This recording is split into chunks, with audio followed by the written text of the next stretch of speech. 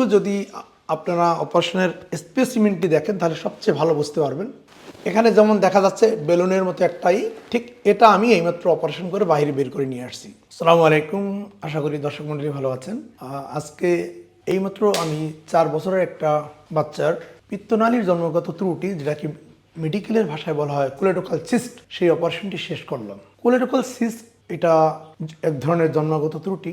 জন্মগত ত্রুটি বলতে আপনারা বুঝতেই পেরেছেন, যেটা জন্মের সময় সেই ত্রুটিটি ছিল।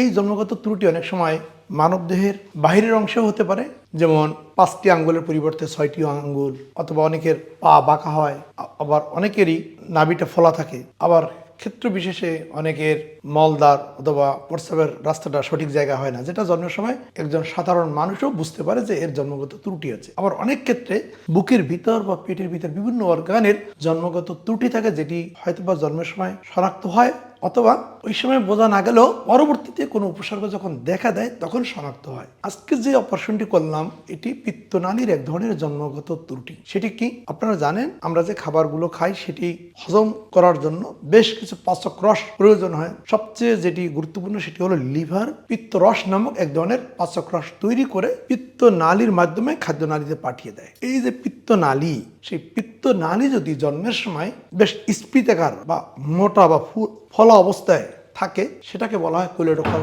সিস্ট। এই কোলেডোকাল সিস্ট আবার বিভিন্ন প্রকারের আছে, লিভারের ভিতরেও হতে পারে, লিভারের বাইরেও হতে পারে।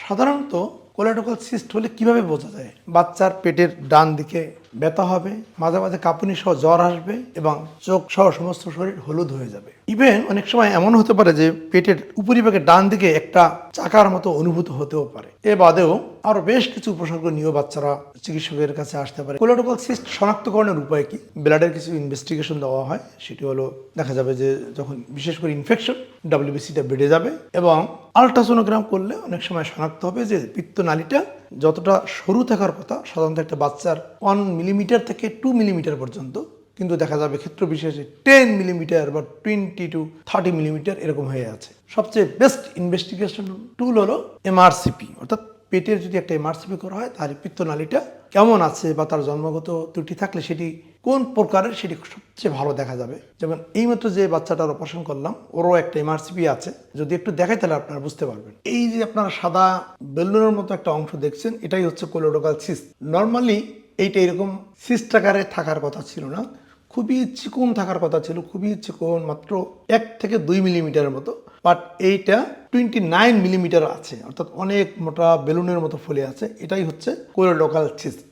আমি দেখেন এর চিকিৎসা হলো পুরো সিস্ট বাইরে নিয়ে আসতে হবে, কেটে নিয়ে আসতে হবে, নিয়ে এসে লিভারের সাথে পেটের ভিতরে থাকা খাদ্যনালীর একটা অংশ নিয়ে জোড়া লাগিয়ে দিতে হবে। তাতে সুবিধা, লিভার আগে যে পিত্তরস তৈরি করতো সেটি এই সিস্টের মাধ্যমে খাদ্যনালীতে আসতো।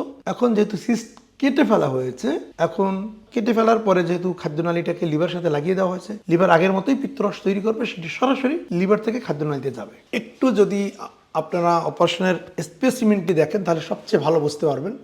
এখানে যেমন দেখা যাচ্ছে বেলুনের মতো একটাই, ঠিক এটা আমি এইমাত্র অপারেশন করে বাইরে বের করে নিয়ে আসছি। দেখেন ছবির সাথে একেবারে মিলে যাচ্ছে। এইটা বাইরে বের করে আনার পরে যেহেতু লিভার এবং খাদ্যনালীর কানেকশন, অর্থাৎ পিত্তনালী আমি বের করে নিয়ে আসলাম, এর ফলে যেটা হলো লিভারকে তো আমি খাদ্যনালী থেকে ডিসকানেক্ট করে ফেলেছি।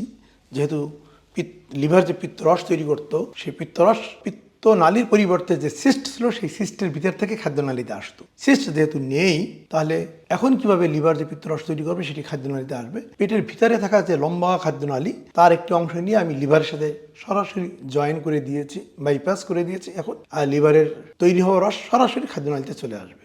এই ধরনের কোলেডোকাল সিস্ট বা পিত্তনালীর জন্মগত ত্রুটি হলে তার চিকিৎসা কি, সেটি খুবই জানা জরুরি। বেসিক্যালি যখন ইনফেকশন হয়, অর্থাৎ কাঁপুনি সহ জ্বর, জন্ডিস, তখন ওই সময়ের জন্য অ্যান্টিবায়োটিক দিয়ে ইনফেকশনটা কমিয়ে নিতে হবে। আর মেইন যে চিকিৎসা সেটি হলো পুরো সিস্টটাকে বাইরে নিয়ে এসে খাদ্যনালীকে নিয়ে জোড়া লাগিয়ে দিতে হবে। কারণ হচ্ছে, যদি এই সিস্ট বাইরে আমরা না নিয়ে আসি, বারবার এরকম ইনফেকশন হবে, কোলানজাইটিস হবে, বারবার ইনফেকশন হয়ে লিভারে ফোড়া হতে পারে, পিত্তনালী বা সিস্টের ভিতরে পুজ হতে পারে, এবং প্যানক্রিয়াটাইটিস হতে পারে। এবং লিভার, পিত্তনালী, প্যানক্রিয়াস যে কোনো জায়গায় এর জটিলতা হিসাবে স্টোন বা পাথর হতে পারে। সবচেয়ে যেটা ভয়ঙ্কর জটিলতা সেটি হলো দীর্ঘ সময় থাকার পরে এটি ক্যান্সারে টার্ন করতে পারে, অর্থাৎ পিত্তনালীর ক্যান্সার হতে পারে। এই কারণে কোলেডোকাল সিস্টকে প্রি ক্যান্সারাস কন্ডিশন বা ডিজিজ বলা হয়। আলহামদুলিল্লাহ আমরা অপারেশনটা অত্যন্ত সুন্দরভাবে শেষ করেছি।